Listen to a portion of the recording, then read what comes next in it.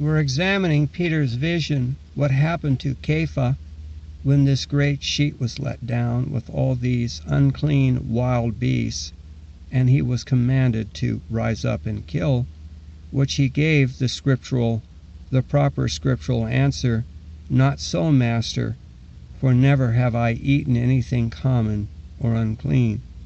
We're deciphering this riddle even more today.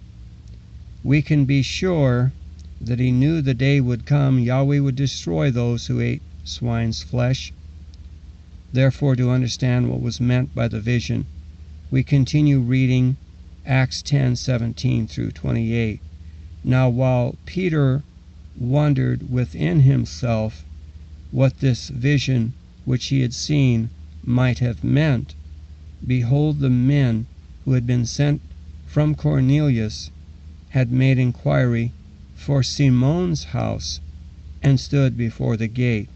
And they called and asked whether Simon, whose surname was Peter, was lodging there.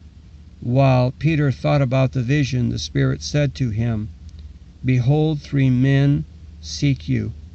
Now therefore go down and go with them, doubting nothing, for I have sent them." Now we're beginning to get to the bottom of things. Then Peter went down to the men who had been sent to him from Cornelius, and said, "Yes, I am he whom ye seek. For what reason have you come? Or for what reason do you seek me?"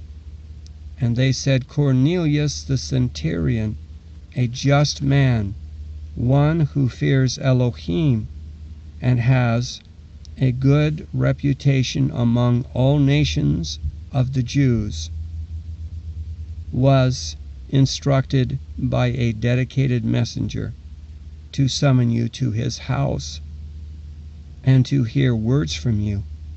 Then he invited them in and lodged them. On the next day Peter went away with them, and had called together with some brethren from Joppa who accompanied him. The following day they entered Caesarea. Now Cornelius was waiting for them, and had called together his relatives, his kinsmen, and close friends. As Peter was coming in, Cornelius met him, fell down to his feet, and worshipped. But Peter lifted him up, saying, "Stand up, I myself am also a man." And as he talked with them, he went and found many who had come together. Then said he to them,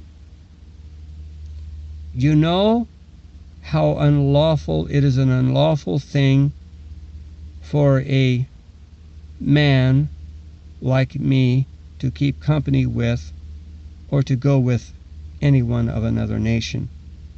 But Elohim hath shown me that I should not call any man common or unclean. Now, to me we have solved the puzzle. All of this rigmarole, vision and everything, was guised to lead to this conclusion. Not to rise up to a literal sheet and start butchering, but rather to come to the conclusion of what Yahweh was showing a man through a parable trance, a parabolic vision.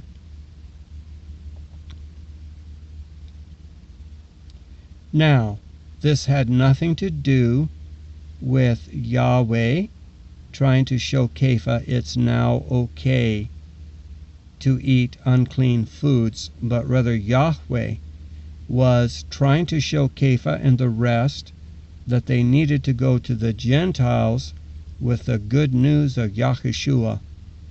For Yahushua had commanded them, "Go therefore and make disciples of all nations." How could they do this in Matthew 28 if they couldn't even come into contact with the people? It doesn't make sense. But up until that point, they had not done so, out of reverence for their Jewish theology. It was actually Yehudish theology, but I'm using the common modern phrase. Their rabbinic theology, let's put it that way.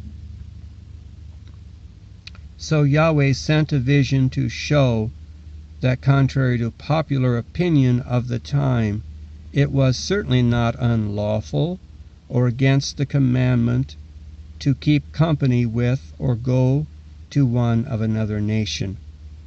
The Jews, so-called, would not do so because they considered the people heathen, defiled, unclean, to even keep company with. This was above and beyond anything Yahweh had ever commanded.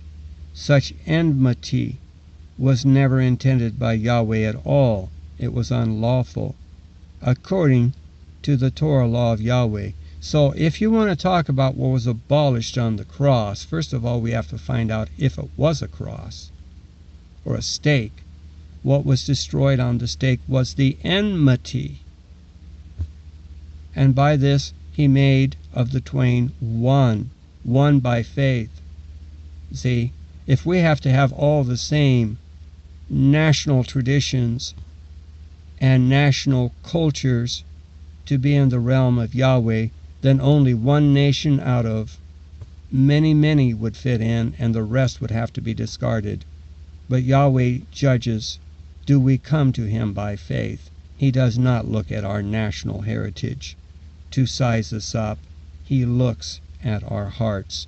Blessed be his name. These were traditions of man. The word unlawful in the above verse is translated from Greek word athemitos, which carries the following meaning.